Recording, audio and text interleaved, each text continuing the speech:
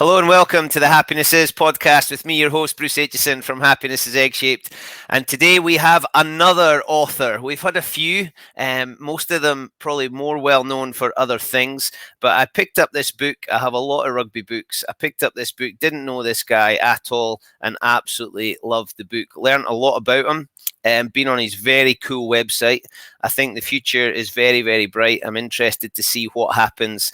Ridiculously handsome, far too good looking, sporty, intelligent, a scholar, all of those things just to make me look and feel even worse about myself. But I'm hoping that over the course of this hour, it's going to be good chat and I'm going to feel a lot better. The man that is going to join us today is Ben Mercer, who wrote this brilliant book called Fringes. We're going to find out a little bit about this, a little bit about him, and a lot about the future. So without any further ado, please welcome the one and the only Mr. Ben Mercer. Hello, sir. Hi, how you doing? Yeah, I'm very well, thank you. Thank you for joining us. I'm delighted to see you. Where are you just now and what are you up to? I'm just near Bath, and yeah, I've had a really good week actually. So last week I kind of confirmed the third book project that I'm going to be working on, so I'm really excited about that. Nice. And is it around sport? Because your first two have been sport. Yeah, it's a collaboration with another athlete. So I don't know how comfortable he is to me sharing it yet, so I won't tell you who it is, but he's a GB track athlete, and it's going to be a kind of handbook around mental health, around his kind of the things he's learned across the course of his career and journey, and then how other people might be able to kind of learn from those experiences and apply them themselves. Nice. I like it. I'm looking forward to that. I'm looking forward to reading the second book that I've only just realised you've got out because I love the first one. Now, you mentioned about not really wanting to be a journalist, and you didn't really have an idea of what this book was going to be. Would you call it a passion project? Yeah, it was so many things rolled up into one. I mean, when I was growing up, my two things were books and sports, really. So it worked quite nicely because, as anyone who plays sport knows, like, you spend a lot of time sat on buses. So it's a great way of, once the chat's calmed down a little bit, you can whip your book out and while the hour's away. But yeah, I stopped playing rugby and I started dabbling in a bit of writing. I did a short fiction writing course. I recommend it to anyone who's interested in exploring their writing because it's free. It's with the Open University and it's anonymous, so you can dip into it, and the more feedback you give other people on the course, the more you get back on your own writing. So it's a really kind of consequence pressure-free way of like seeing if you like it, basically. I'm not sure I'd say it's pressure-free if you're receiving feedback.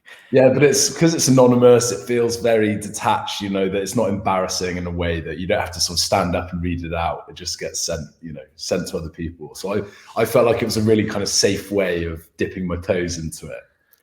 One of the things I find when I'm speaking to people on these things, that there's no way you could have planned where life has gone. You might have had an idea. I mean, you obviously wanted to be a professional rugby player. That was the burning desire quite early on. Did you ever think, what will I do next?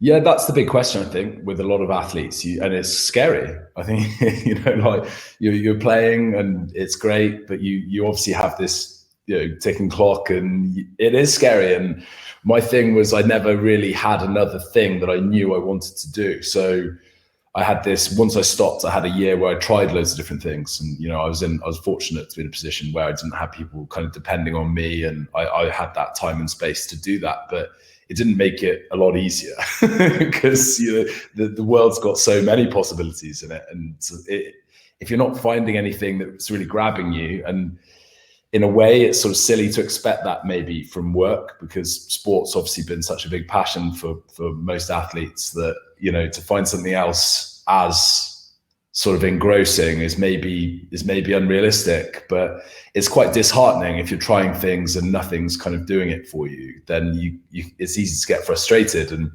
athletes also are sort of feedback machines. Like, everything you do is you get feedback. I could throw you the ball and you'd be like, people who know me, I might throw it to you very badly. And you'd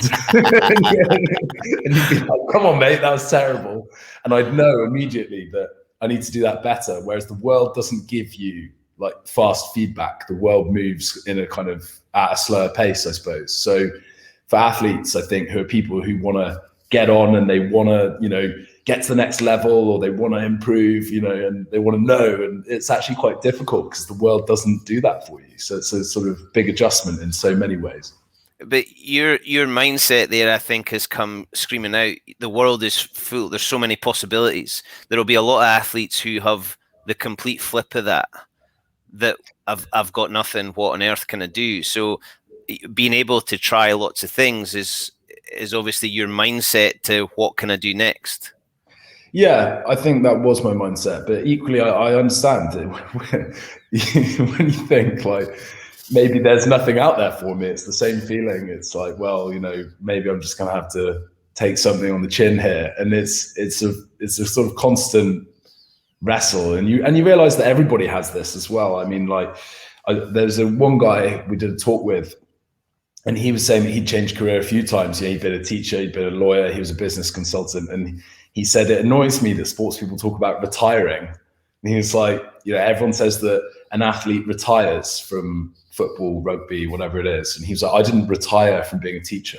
You know, I didn't hang my, you know, I don't know, my whiteboard pens up. Yeah, not his chalk. I love this. On your website, you said, being a recently retired athlete meant that I was allegedly soft skill rich, but I was experience poor. Now that's the classic knockback, isn't it? You know, you've not got enough experience. But those soft skills are the things that now people are realizing rugby's not just run fast, lift heavy, kick it far. It's the relationships you build, communication, receiving feedback, giving feedback, constant striving for improvement. But how do you help someone package that up into this is who I am and this is what I can do next? I think it's partly on the athlete to maybe develop something. And, you know, in a way, even though I said the world moves quite slowly, it's like there's certain things where the sort of actual skills that might be involved in a job, you know, there's so many digital skills you can get paid to do, you know, paid to use. If you've got a certain thing, and whether that's writing or whether that's like, you know, using social media platforms in a kind of professional way, or, you know, there's certain things that people will pay you for. So it's kind of on you to show that you've maybe got an actual applicable skill in the workplace. And I think those other things, you know, I used to think as an athlete that those soft skills, when people talked about them, I used to think they were a load of bollocks. Like, you know, like not that I didn't think that they existed and that we had them, but that, you know, surely no one would need to kind of, that this wouldn't be unusual. And actually, in, you know, my brief experiences of the workplace and speaking to friends and other people out there, you know, when they talk about their sort of company review or things that happen like that, you just think, oh my God, like that does sound terrible. That does sound terrible. And I always thought the kind of athlete to sort of teamwork consultant was a bit spurious, but actually I just don't think it is. I think it's really quite, you know, people clearly need to hear it. There are so many, and you see it a lot on social media, this athlete now helping this company or is given talks, and it does feel like there's a bit of saturation, but it can't be. There's obviously a need for it. Yeah, exactly. And that's how I kind of felt about it before. But then I think that these things, they are actually valuable. And I think with rugby in particular, like, you know, a team sport, a sport where there's a lot of you're very interdependent, you know, and obviously it's got its kind of cultural heritage of being like, you know, a lot of fun, basically.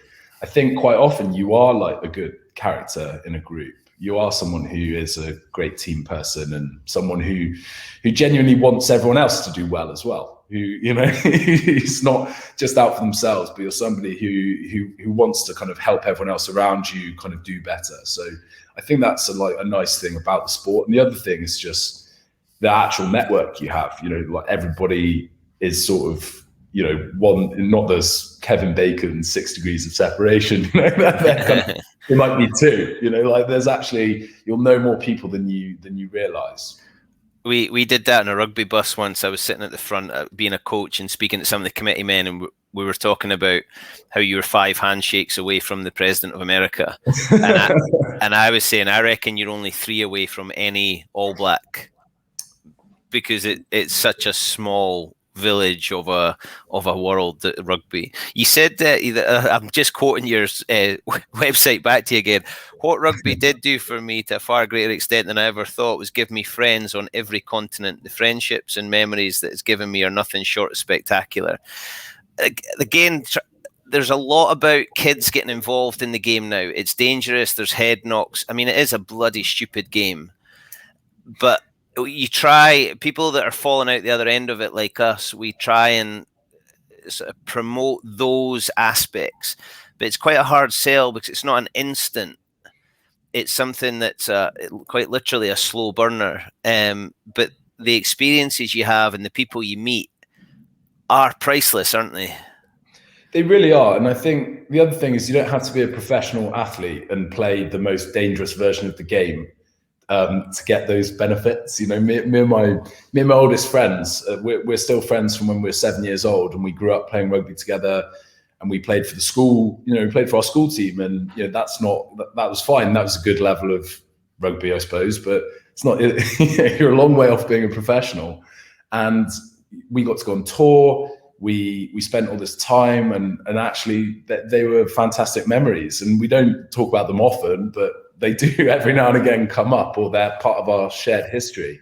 And there's absolutely no reason to kind of assume that you need to do this really dangerous version. I think you can, those benefits can accrue to you just by playing, you know, your school game, your local club game. That's just what the game's like.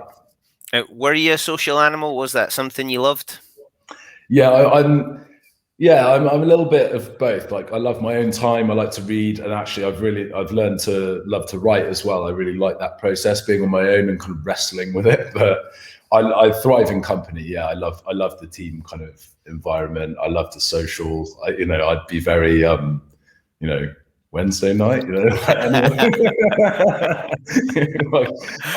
be very happy to get down the pub and even have one or two, and just kind of sit there and take the load off a little bit. And I actually found as well, sometimes if you're not like all on it all the time, you know, if you just want to have a couple of beers, it might actually spur you on the next day. So like, I was in the pub, I was kind of in the pub last night, I had 2 beers, I better put a good shift today. It might actually, those kind of benefits that they're unquantifiable, obviously. That weird rugby psychology.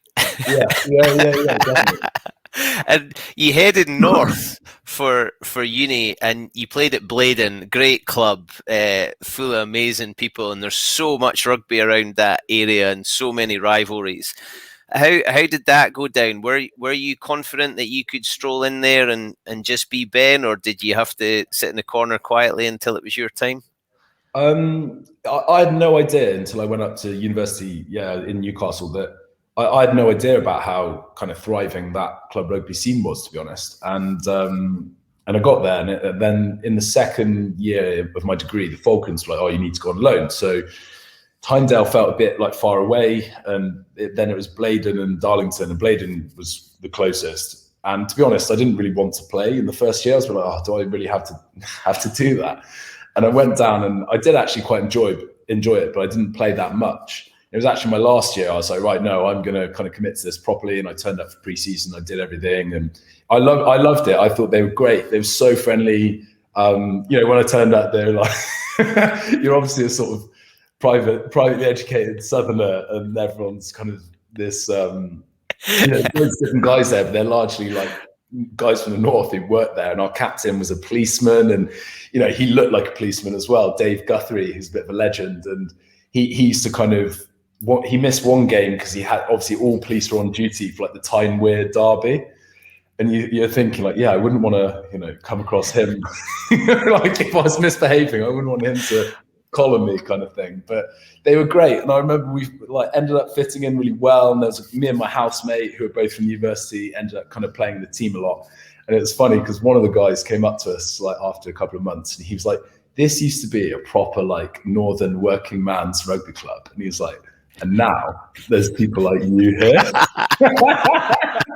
And like, you know, he said it with a big grin on his face, and we were just like, and don't you just love it? And he was like, they were so great. And yeah, we used to go out with them on Saturdays after the games, and no students go out on the weekends. Like in Newcastle, it's like proper kind of locals night, but we got to kind of get to know the city a bit better like that, because sometimes if you're studying somewhere, you're sort of a bit separate, aren't you, from the people who actually live there. Whereas it was a really nice way of getting to know kind of proper people from Newcastle. And did you realise that at the time, or is that just on reflection? Bit of both. I think like at the time, you know, it was just fun. You're thinking, yeah, why wouldn't I, you know, get to know you guys a bit better? And actually, you know, still in touch with a couple of them a little bit now, and a couple of them have read the book and stuff like that. So you know, it's good. It was all good fun.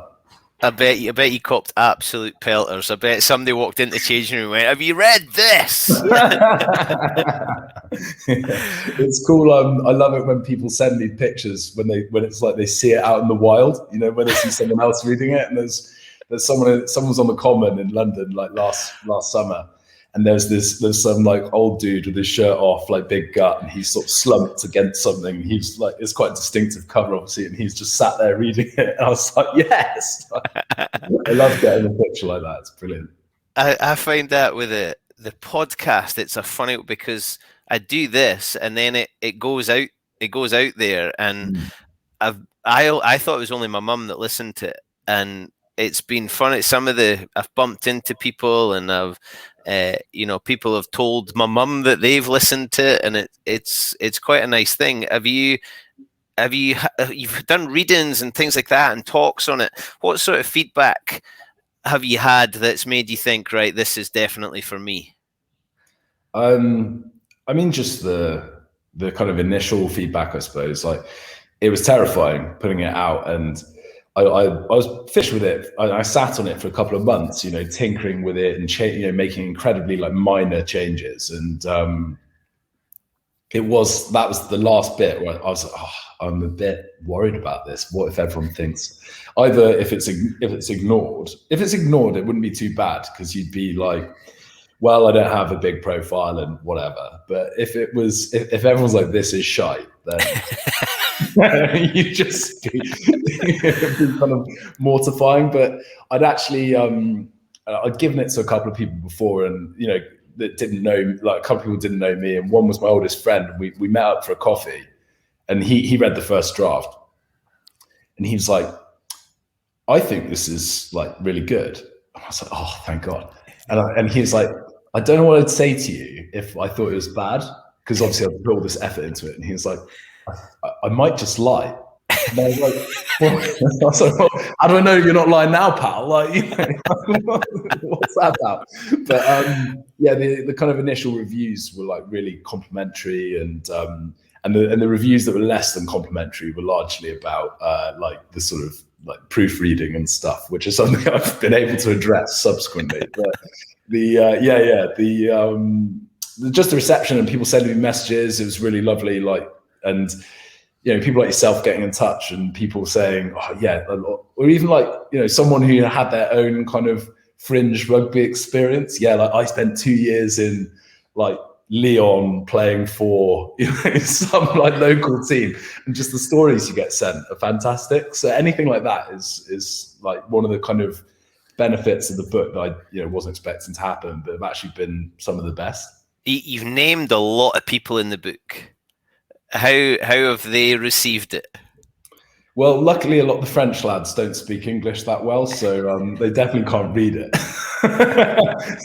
But yeah, everyone's been really good about it actually, and my teammates were like, they were almost like, I wish you'd like said a few more things. And I was like, well, the thing is, lads, is people find some of these stories unbelievable. Yeah. So you know, some of the other stories might render us all unemployable. So don't want to burn all our bridges. Yeah. Who gave you a hard time for not being mentioned in it? Oh, it's funny. So the Bean, my flatmate Luke Cousins, he's a big kind of reference point in the book, and he was really pissed off because at one point said that his like conditioning was terrible. And he was like, when I saw him, he was like, "Oh, how could you say that?" And like he was annoyed. But obviously, I pumped his tires a bit with his kicking and stuff, so it wasn't all bad. It's really cool that you've told that story, because there are so many. I'm sitting in an office just now that David Cherry, who has now played for Scotland, won the Calcutta Cup at Twickenham, although it was in front of no one. Dave went to France because he was still trying to become that professional rugby player. He was at London Scottish, took a punt and went to lower leagues in France, and then an opportunity came. Was that the dream, or were you just doing what was in front of you? Was it that if this happens, there will be, I mean, you talk about going to that team in France and then hopefully getting a gig further up, and then you spend 4 years there, trying to make something and live in part of a more collective dream, I suppose. Did you surrender yourself to that? Yeah, I did. I think when I initially took the deal, and I was still kind of hoping to get up to, maybe Pro D2 and then, see what happens. And Pro D2 is a very good league. It's like, there's some international players in Pro D2, and it's a big league. It's 16 teams, so it's pretty brutal. There's a lot of rugby, and that would be a pretty good division to get to anyway. But I was still kind of hoping to be on an upward trajectory, I suppose. And because that was what Richard Hill, who was the coach, that was sort of his plan as well. And that's what he said to us when we moved over there, when he told, there was sort of 5 English guys. There was 2 of us who'd come from the championship, and myself and Joe Elliott. But he was saying, oh, have a year there, then we'll get down to the south somewhere and, like a better team. And I think he realized that he wouldn't have the autonomy that he had at Rouen, like elsewhere. And actually, it was really nice, like living there. It was and I think later on I was ambitious, like in terms of the group, but for myself, I didn't really explore any other opportunities. So I think I was just quite content, like for the sort of, particularly in like maybe the 3rd season, it looked like we were moving forward. I just thought, well, I know if I go to another French team, it's going to be kind of a bit of a wrestle. The coaches, you hear the odd horror story about like, I signed for them and the coach was a maniac. And so I was like, well, at least this maniac I know. But there's one point in particular. So I think it was the 2nd season I was there, and I got an offer. Well, I had an approach from a Pro D2 team, and I told them about, I had a minor kind of knee ligament injury at the time, like a little 6-weeker basically. But the way they always get people on, they're called medical joker contracts. So when they have an injury, they're actually allowed, they get dispensation to go out and sign someone like at whatever time of the year. And and I'd said, well, look, unfortunately, I'm not available to play for the next 5 weeks or whatever it was. And they were like, oh, thanks for being honest. And I was thinking, have I been too honest? Should I have just said, yeah, and then like in the first training session gone, oh, my knee doesn't feel great. But that's just not who I am. But I think every kind of athlete has these sliding doors moments as well, a little bit, and everyone experiences loads of them. If I'd played a bit better in that trial, or if I'd said hello to that bloke, there's a lot of different things. But that was maybe the only time I had a kind of concrete sort of approach from a better team in France. And there was one other incident where I'd been away. We'd had like a week off maybe, and I'd been in Germany, and I got the train back to Paris, and 2 of the lads were in Paris meeting an agent, and he was keen to meet me as well. So we met this agent, and it was bizarre because it was so loose. The bloke was just, and I don't know what I was expecting, but when you meet agents in the UK, so when I met them before, they're quite often like wearing a suit, and they're like, quite official. And this guy was just sort of in his sweater, and we were in a bar in Paris, and Six Nations was on, so we just had a massive drinking session. Just like, what is going on? But it was fun. So.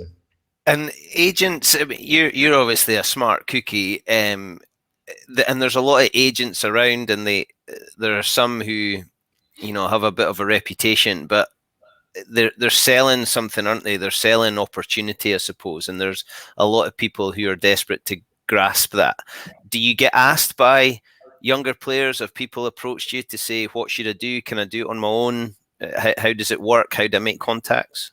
I don't no, I don't have like young players reach out particularly.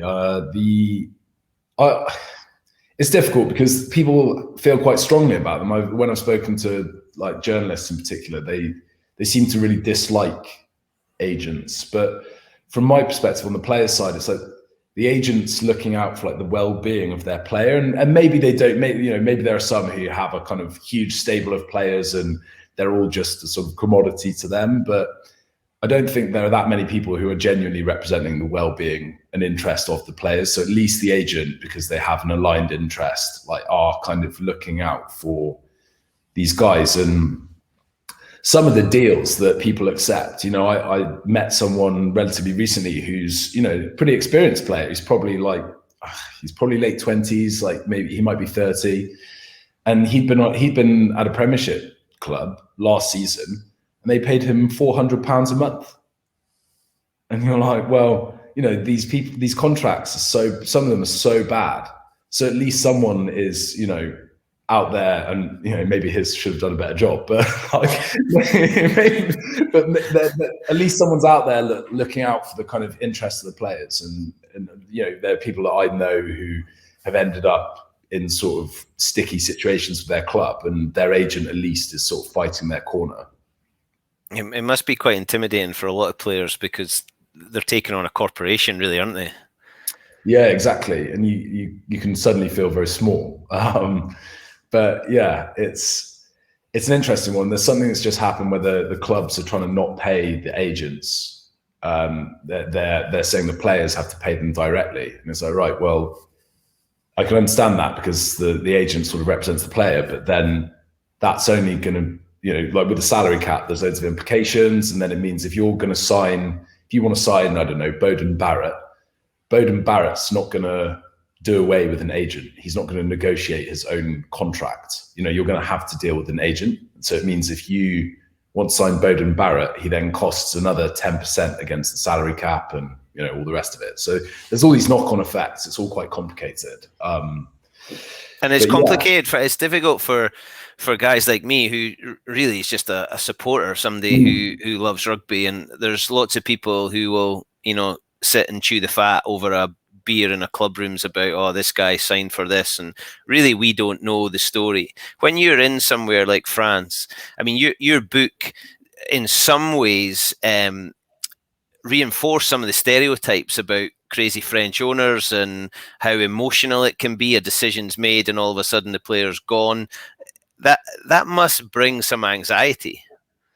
Yeah, definitely. It's an insecure line of work, and particularly at the lower level where a lot of, most of our squad in France, they're on like year-to-year contracts. So that's very common in the Championship for sure. The Premiership, there's quite a lot of people who, they're on a one-year deal. And, you're only one injury away from not having any work and no prospects of getting any either. Like people don't want to sign a bloke who's going to be sat there injured for 6 months. So people might leave you on the shelf and sort of say, come back to us when you're, up and running. And it's incredibly stressful, or it can be anyway. You have to kind of put that aside. I mean, going back to the sort of soft skill point, I did a talk for a university, and someone said afterwards, related this whole kind of the whole journey, as it were, which is what they wanted. They were like, oh, you seem quite a resilient person. And I was like, well, I never really thought about myself like that, but actually I don't think I'm unusual in terms of like, all these guys in rugby. You have to be quite resilient because you're kind of taking those risks, and it's year to year, and you probably develop a level of sort of risk tolerance that maybe other people don't have. Like it is risky. And you took a chance and you went off to Australia, and it's not an uncommon thing for people to do, especially if you can pack your rugby boots to go somewhere like Sydney or go to New Zealand. What was that experience like? It was just really fun. I mean, I thought I was going to go for 3 months and play a bit of rugby, and I'd actually, like right before I left, I had it was a bit of a sliding doors moment, but I'd had the Premiership head coach speak to me, and I was like, oh, if only you sort of met you 6 months before. But he's like, yeah, go over there, play a couple of months, get some rugby, and we'll see what we can do about next year, sort of thing. I thought, great. I went over there and I got kind of bunged in a lower grade, and then it was fun, but I was like, no one's gonna be too impressed by it. And then that guy lost his job, and I was like, yeah, oh well, and I was having loads of fun there. I had a part-time job at a school coaching in the afternoon. I qualified as a barista, so I was managing a cafe in the mornings, and they'd feed me a massive brunch, and then I'd go off and coach. Then I'd go and train in the evening and play on the weekends, and it was so fun. And I was looking to I'd happily have stayed there another year and got a kind of more permanent job, and kind of secured another visa that way. But at the end of the rugby season, then Cornish Pirates got in touch, and so I sort of had that. And then I was saying to the Aussie team, I was like, look, I've got this offer from back home. I'd be interested in staying here, but I need the visa. That's the thing. And they did, they're very chill. They didn't kind of move on it very quickly. And then the Pirates offer was exciting as well. They were very good at the time. They just got to the previous 2 championship finals, and I was like, well, it would be ridiculous to say no to this. I don't know what's kind of available here. So yeah, I packed my bags and came back. But it was fantastic. It was fantastic, and I learned a lot over there as well. In terms of spending time on your own, basically. I'd always been in these group environments, growing up at school, going to university, being in a house of 5 blokes at university and playing rugby all the time, and then in a pro team where you're very rarely on your own. And that was a good opportunity to kind of get used to sort of, okay, right, spending time in the world on your own and doing your own thing. It was actually quite nice. Yeah, travel, highly recommend. Now, come on, you need to help me out here again. I'm on the fringe of the fringe. Cornish Pirates got in touch. What does that mean? Yeah, well, it was a funny one, because my former teammate of mine, Kieran Hallett, he's now coaching at Leinster, but he'd been a teammate of mine at Plymouth Albion, and he was then at Cornish Pirates, having gone via Bedford, I think, if I remember correctly. But the backs coach at Pirates had asked him, where's Ben Mercer gone, basically, and he was like, oh, I think he's in Australia, and they needed an outside back. And so my friend texted me and was like, is this, would you be interested? And I said, yes. So then he put me in touch with the backs coach, and then, we ended up having a conversation. I spoke to the chief exec at the time, and they faxed me over a deal, and I signed it, and it was, I had to fax it back, which is something that wouldn't happen now, That's good. And I didn't have a fax machine, obviously, in the apartment I was in. So I had to go and find some little sort of kiosk that had a fax machine. Those were the days. I went to New Zealand when I was 19, and that was how I communicated with my dad. He would get to work on Monday morning and fax me stuff, and then I would wait for it to come through the fax, and then I'd write a reply and then fax it back to him. Yeah, fantastic. Happy. Yeah. People don't know they're born now, do they? We're beginning to sound like a right pair of old codgers now. The Championship's a funny league. I mean, I'm up in Scotland. We're definitely aware of it. It's full of Scottish guys. There's guys who have had pretty long careers with one club. There's guys who have bumped around. Bomber Hislop, prop, who's now kind of got the dream, and he's into the Premiership, and he was in the Scotland squad for the summer tours, although it never happened. So there's a lot of chat about the Championship. What is it? Where does it fit? I think, that's the big question. I think it seems to not fit, but when you look, and your kind of experience would obviously be more kind of Scottish, whereas there was a point, if you look to the England World Cup squad, and there's about a third of them, if maybe even up to half of them had played their first rugby in the Championship. And so it's clearly a place where people do need, where people play and get their first look. I mean, at Pirates, we had a load of Bath guys on loan, and then we had a few Exeter guys on loan. We had 4 Exeter guys, and 3 of them have ended up being, regular Premiership players, and one of them, Jack Knowles, a British Lion. So, that was their kind of first rugby, I suppose, first kind of senior rugby that's not in the A-League. And I think from my opinion is that is what it needs to be. Because otherwise you don't get any rugby as a young player. When you're 18, you might get bunged down the A-League, but actually there's just loads more of you. And when I joined the championship, it was it was pretty good. Like, there was teams that had some serious players, and I think now the kind of age profile is a bit different, that you don't get many senior players coming back down to the championship to kind of carry on playing, because it's just not that appealing. I mean, there's no money in it. Essentially, it is difficult, and I think it does need sorting out, because there's all these good clubs, and this rugby needs to be available for the young players to play, because otherwise, where does it happen? It's such a strange league to me, because there's very few teams could actually cope with getting out of it. So you're playing, and you're asking players to put themselves through what they're putting themselves through without really the ambition to win it. Yeah, which feels strange. How do you're really selling an individual dream to players? It seems to me. Yeah, I think that's right, and I think actually you do see a lot of the Premiership clubs. I think more so now. I think the general trend is to go for kind of a few very high-priced players, and Bristol have done this. They have a few players at this top end of the salary bracket, and then they've got a load of guys that are actually not on a lot of money. And some of them are from the Championship. They're like, okay, well, he was good at Ealing, and he was good at, he was good at Pirates, and he was good at wherever.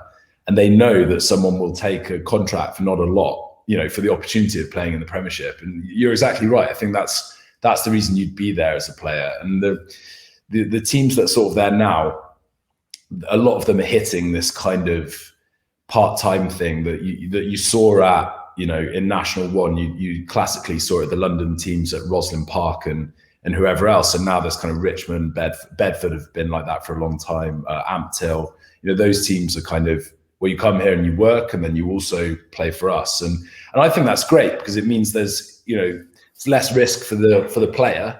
If you do really well and the Premiership team takes you, you can kind of put it all on the rugby, push your chips in. But I think whatever the Championship does, it probably needs to have that aspect, whether you're working or whether you're studying, or it needs to have a load of guys that aren't just, like you said, putting everything on the line for a kind of, for an unwinnable division. A mate of mine was coaching at Jersey Reds, Neil Tunna, who's now back in Aussie doing good things in coach development in Australia.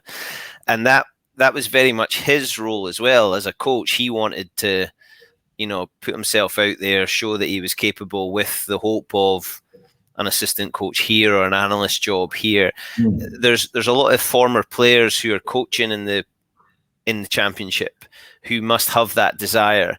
Are they able to create strong environments knowing that people are there for themselves? I don't know. And I think, it's funny, because my experience of it is quite a long time ago now. So it probably is quite different. It's hard for me to kind of venture too many opinions on that. But yeah, I think those people, they want to do a good job. I think everyone wants to do a good job, for themselves. But yeah, you'll do the best job by doing right by the lads in that kind of scenario. Obviously, if you're coaching and word gets around, if you're a coach who you're difficult, or people don't like you, or you're a bit brutal, it's like, well, everyone talks. So yeah, I think it's a bit of a kind of help me to help you scenario, which is probably quite healthy. So it's like, if everyone wants to get on, then probably everyone wants to improve and get better. So it's probably like a sort of healthy environment in that respect. But yeah, I don't know. It's not, I'm just pontificating. Is coaching something that interests you? Not really. I looked into it a bit when I came back. I'd be interested in maybe mentoring young players, but I think, actually kind of the day-to-day coaching doesn't. And I think everyone says, don't they, it's an obvious question to ask an athlete. It's like, oh, do you want to go into coaching? And like, with rugby, like, as an example, there might be a squad of like 35 players, but maybe there's 5 coaches. One of them is the director of rugby, or whatever they want to call the top job. But that job's not limited by age. So there's a guy, the guy at Worcester, I think he's still there. He's about 70, right? Yeah, Solly. So you're not competing in a kind of 15-year age bracket of people. The market for jobs is actually like harsher than it is for players, and the lifestyle is, you're away every other weekend. You do very long hours.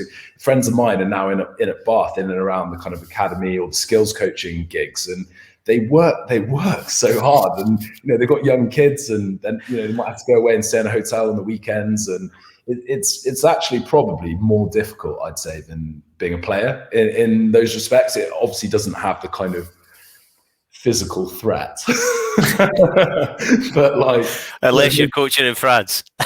Exactly.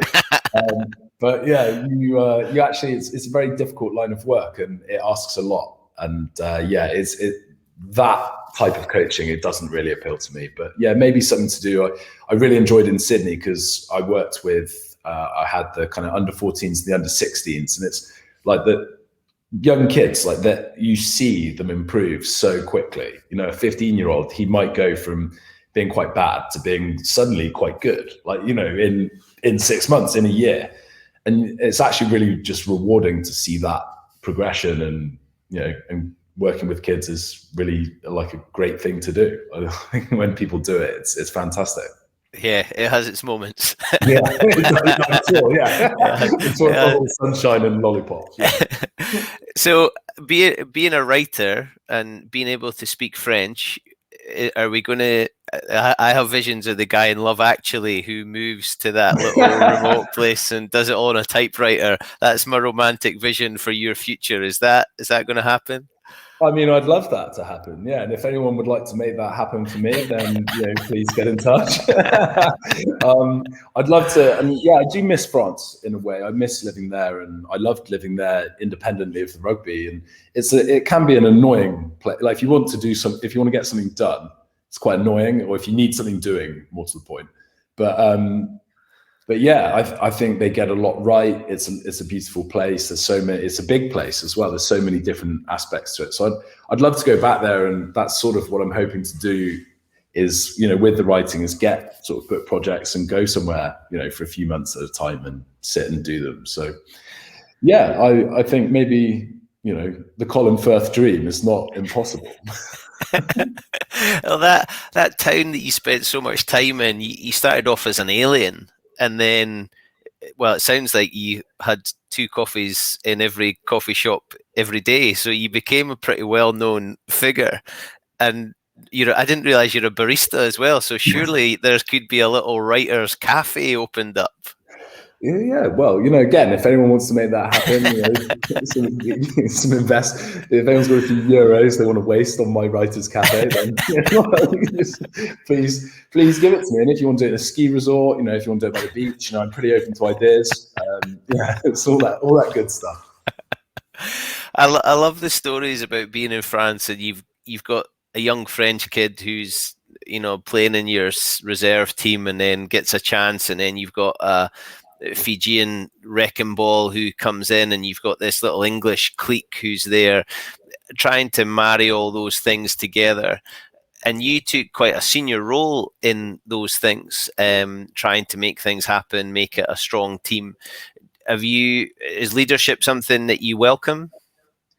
Yeah, I don't. It's hard to know what it is, but I was always someone who was kind of given leadership positions, I suppose. And yeah, I think when I went to France, like, I wanted to learn the language as well, and not everybody does. So, or not everyone's able, to do it that quickly, maybe. But we had lessons, and that was one of the big appeals to me of going, was learning the language, like, for just to be able to do it. But then also, yeah, to be able to really get in the mix with the boys, and it was really fun. So being that kind of liaison, and being, like I said, quite a social person, like having those language skills was great. And it meant when French guys came, and there's the rep we had as well, particularly later when we had more foreigners, was that we were English. So when we played other teams, they'd be like, "Yeah, you're putain anglais" or whatever. Like they'd go, give us stick. But when we had French guys come to like look at the team to maybe side, and they'd be like, "Oh, here's our foreigners." And when you could say, bonjour, and like, have an actual chat to them in French, then it's a more welcoming environment for other French guys as well. Because, they're probably a bit like suspicious about coming to a team full of roast beefs. Roast beefs. Yeah. You must have seen people sink though, because they weren't able to embrace that. And it must be tough. I mean, France, I don't know if you've seen I can't remember if it's on Amazon or Netflix. It's called Mercenary, about a French-speaking kid in, I think it's the Cook or Nui Islands, who comes over to France. It's pretty brutal. It's not a particularly cheerful watch, but culturally, he spoke French, so that bit maybe was a bit easier. But culturally, it must be a struggle to jump in somewhere where the language is so different. I'm interested to see if things like your book and the world opening up a little bit, if players think, I can go to France because it's full of English speakers. Life isn't that straightforward, is it? No, it is when you get there and you just realize that everything, silly things like sorting out the internet for your flat or, like doing things like that. And it is quite difficult. And I think if you're in Paris, I think everybody does sort of speak English and you could get away with it. It's a big capital city, obviously. But in Rouen, we were only an hour and a half from Paris, but actually almost no one spoke English. So it is quite, the first year we had lessons once a week, but we managed to up it to twice. But, for particularly the first 3-4 months, it was quite tough, I suppose. And there were fewer foreigners then as well.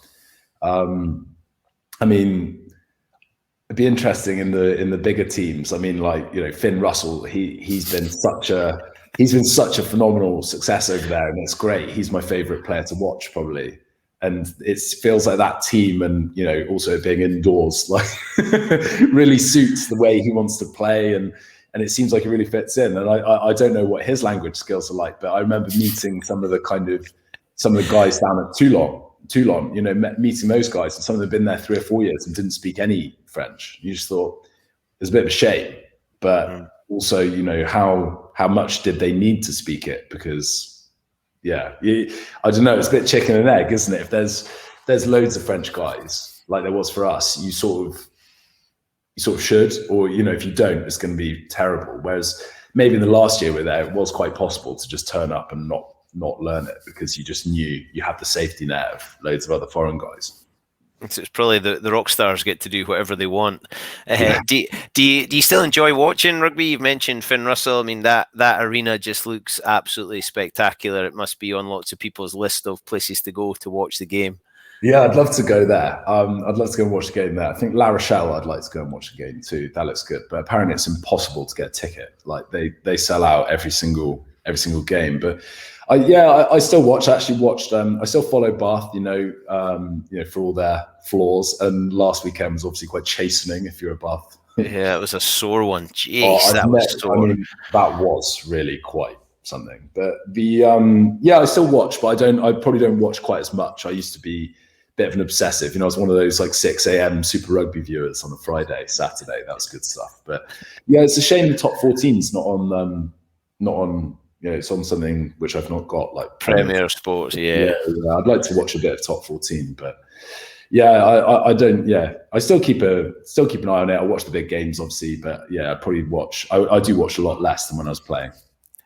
There's a real difference in culture and how you watch rugby, though, isn't there? From France to England. I mean, Scotland, we're now getting smaller stadiums, the right number of people in the stadium. The atmosphere's improved in Scottish games. I've been to the Rec, but not for a game. It screams a history. But then you look at some of the French crowds. I went to watch a game in Perpignan. Just spectacular, crazy with an edge, but amazing to be there and see the crowd create an atmosphere, and it's gladiatorial, isn't it? It's so fun. And I think because they still have this, like, you're defending your town thing, that it does exist. Like, you obviously, when you're playing at home over here, but over there, it really is like quite hostile if you're the away team, and even at the smaller teams, let alone Perpignan, Clermont, those places. I think the size of stadium thing is definitely like a good point. In Australia in particular, with all the rugby league teams around Sydney, the Rabbitohs are right around the corner from me, but they played their home games in the Anzac Stadium, which was 80,000 people. So there's even if there was 12,000 people, it looked like there was no one there. And you're just like, this is completely wrong. And I can't remember which. There's maybe Edinburgh games were in Murrayfield, weren't they? And you're like, what's the point? Like, it's completely empty. It just seems weird. But those small old grounds. They're great in a way. If they're there and they're packed, they're great. They're such a great thing about rugby in particular, I think. I've asked this before. I actually got a chance to meet Jake White as he was going to Montpellier, and he was adamant he was going to change this "you only win at home" mentality. He also had 19 million to spend on the Bismarck, Duplessis and his brother and all those kind of. But this French thing of you win at home and almost accept an away defeat, was that frustrating as a Brit going over, or did you just get swept up in it? I mean, to me, it seems alien. Surely good teams just go and do it wherever. It seemed ridiculous, yeah. And people would you'd see someone at home and he'd be so pumped, and like they're sort of literally crying with I'm going to get out there. And then you'd see him in an away game and he'd just be sort of slumped in the corner of the changing room, like before the game, staring into space. And you're just like, well, what? Like it was baffling. And that was one of the, you're right. That was one of the kind of cultural things that we were going to kind of bring to the squad, I suppose. And sometimes, we played an away game, and I remember it quite clearly, where we kept going for the corner because we thought we've got them in the maul. And actually, it really bothered some of the older players. They're like, no, you need to respect when you're away that you kick points. Away, you've got to do it. And you're like, what? Like, just like, why does it make a difference? Yeah, and so we did rub up against that a bit, but and I think we probably did get Frencher as we started losing the odd away game. But actually in the final season, that's unfair because we kept going away in the playoffs and hammering people in the away leg, and then playing terribly at home and like losing narrowly, but then getting through on the points difference. So it was like we almost became reverse French. Trying to figure from just reading the book, the layout, and you seemed confused, and it changed sometimes from season to season. What the hell was going on? It's not just the league where the top four, and like there was home and away, and you did win big away, and then you lost, but you still went through. And I take it it's probably changed again since you've left. Oh yeah, I wouldn't even bother trying to keep up. I think every year it felt like they changed the rules, and it's like, okay, well there's now 3 pools, or there's this one, or, now you do this, and then there's these things about if you draw it could come down to your points, but then maybe it will come down to your discipline, or you're just like, well, what? Like tell us what the rules are before we play. And sometimes both teams are confused. There was one playoff game where the guy missed a kick, but actually I think if he had got it, then they might have. Anyway, it was always changing. It was very French. You felt like someone was just in Paris going, we do it like this now. But from reading the book, I mean, you speak really passionately about the experiences you've had, and you did that thing of you learned from each of them. You wouldn't change it, would you? No, I wouldn't actually. I actually wouldn't. I think it'd been nice if the final season we'd actually been able to like try and get promoted, but that that wasn't really down to me. But I think like the whole the whole experience was so rich, and I mean, like I met one of my teammates, my former teammates, met him last week, for a catch up, and it's given me so many things, and it gave me all this material to write a book and get on with my life, I suppose. So it's been, I wouldn't change it actually. I read a lot, and I read a lot of rugby books and sport books, and the bit that I loved about yours is it's not, I played here and I was successful, and then I got this and I was successful, but then I got an injury, but then I was successful again, and then that a lot of players now, their stories are very similar. It differs what league they won or how many caps they got, but it's very similar. Yours is on the fringes of professional rugby, but it's right in the heart of the game that people like me who didn't get to this, I can relate to, and I met that guy, and I know that character, and I can remember being somewhere like that. There's no pictures in the book. Is that deliberate? I never really considered putting any in, but maybe I should. I could go back through the archives, find some. But yeah, to your point, my brother played at Bath, and he had 1 year on loan at Ospreys later on. But when he went to Ospreys, actually, he said, "Oh, it's actually quite nice to go to some different places." And you're right, like, everyone has the same experiences. You're in the little Premiership carousel, so even if you're at a different team, you obviously play the same teams every year. You see the same people. I think the internationals, obviously, that's phenomenal and what everyone would like to do. But again, you sort of do the same things over and over again. And someone, there are guys now. Joe Marchant did it the other year, didn't he? He went down to Auckland Blues for a season of Super Rugby, and Haskell, obviously, when he was playing, he went and did a load of different things. And there are, the world's obviously it's not been possible recently, but yeah, it'd be nice to see more people kind of do those things. I think, yeah, it does become very homogenous. Like you just stick in your domestic league and do it over and over. But if you want to play, I suppose if you want to play international rugby, that's sort of the deal you make. For England in particular, but Ireland maybe as well. Like that's sort of what you sign up to, isn't it? But there is a diversity of experience out there. You just have to kind of go and do it, I suppose. Yeah, I absolutely love it. I hope lots of younger players read it and see that, because I think you said something about players just packed in as soon as they realised they couldn't play for England, and that makes me think they didn't necessarily love it. And I see this a lot, and I think this a lot, that there are players who are involved because of the prestige it brings or what it might do for their image, rather than actually loving the thing that they're doing.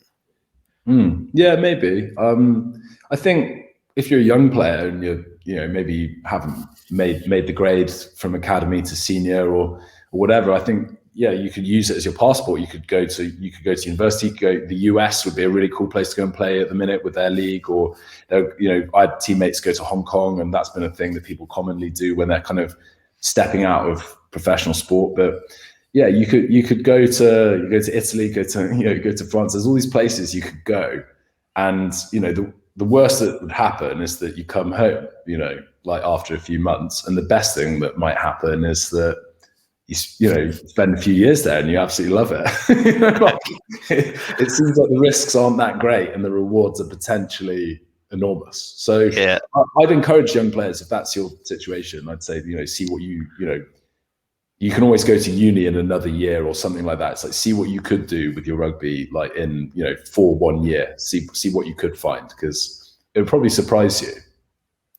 You talk about the different people, and you said I've played with the most educated and the uneducated. When I went to Hong Kong as a 21-year-old and spent 4 years there, I tend to say I played with princes and paupers, like guys who were running HSBC Monday to Friday and playing like demons on Saturday afternoon and being an absolute buffoon on a Saturday night, with guys who had played the game for not long and were local Hong Kong Chinese and were just getting into it. And those characters and those experiences, those lessons are just phenomenal. And I absolutely love the book. I'm looking forward to reading the rest. Are you keen to stay in sport, or are you going to branch out and write books on other things?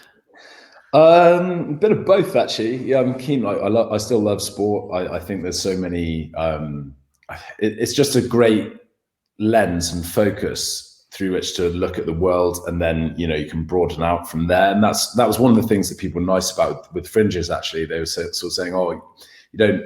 While some of it's quite sort of technical rugby sort of chat, they're like, "Actually, I really like the bits just about France," or that it wasn't necessarily everything to do with sport that people liked about the book. And I'd be interested in, broadening out. I'd be interested in writing fiction down the line, maybe. I've got loads of ideas, and it's just, I reckon, especially over the last 2 years, the number of people who have done some kind of travel around Scotland show for Channel 5, half an hour on a Thursday night at 7:30. I reckon Ben Mercer should do France rugby clubs. And Oh, just tour around, go and watch them for a little bit, watch the game, speak to some characters, do a bit of French. You can have some subtitles, do a bit of English, and you're speaking to the international guys. I reckon that would be gold. Get onto BT Sport or Premier. Go and sell this to Premier, and then they might give you a free subscription, and you can watch the top 14. Again, yeah, sign me up. I'd be very happy to do that. I think like one guy I actually really admire, and I mean, this is kind of, it couldn't get much better. But I don't know. Have you ever watched any Anthony Bourdain? So he's an interesting comparison in a way, because he became kind of prominent. He wrote a book about being a professional chef. So it's called Kitchen Confidential, and he's a sort of famous cook in a way, but not. He's famous for being a cook, but not being a brilliant one. So not being Gordon Ramsay or whoever else, but his show is a sort of travel show, and he goes around the world and he sits with people and eats. But he's a bit like you said, Princes and Paupers. He'll eat in a sort of Michelin star place, but then he might go with the chef to where they eat when they finish their shift. And it could be McDonald's, it could be, maybe they'll take him to like their grandma's house the next day and have, a sort of family meal. And it's just a really phenomenal show. I mean, the guy's like passed away, but it's well worth looking up. So something like that would be very cool to do, I think, if you kind of framed it around sport. Yeah, I love it. I reckon that's the job for you around France, and then second series could be around Italy, and just go and have a grand old time. Yeah, exactly. Yeah. So if anyone's interested, you know where to find me. I'll happily wander around France, watching rugby and drinking demi-bières. Nice, Ben. Thank you. You've given me so much of your time. At the end of this, there's one question I asked. This is the only bit I teed you up for, and I'm intrigued as to where you're going to go with this. So, Ben Mercer, for you, happiness is a choice. Oh wow, that's powerful to finish on. Awesome, Ben. Thanks very much. I've absolutely loved speaking to you. Thanks for giving me your time, and hopefully I'll see you on one of those wanders at some point. Yeah, Bruce, it's been a real pleasure. I really enjoyed it. Thank you. Absolutely love it. What a guy. And I reckon that is a TV show. You heard it here first. This is groundbreaking stuff. If you haven't already, get hold of Fringes by Ben Mercer. It's an absolutely superb read. Life on the edge of professional rugby. I loved it, and I'm sure you'd enjoy it too. If you've enjoyed this, you can get us on Apple, Acast, and Spotify. You can watch on YouTube and Facebook, and hopefully you'll tune in again. If you enjoyed it, tell your friends. If you haven't, then remember, just stay quiet. I've loved it. My name is Bruce Aitchison from Happiness is Egg Shaped, and this has been the Happiness is podcast. I look forward to speaking to you all again very, very soon.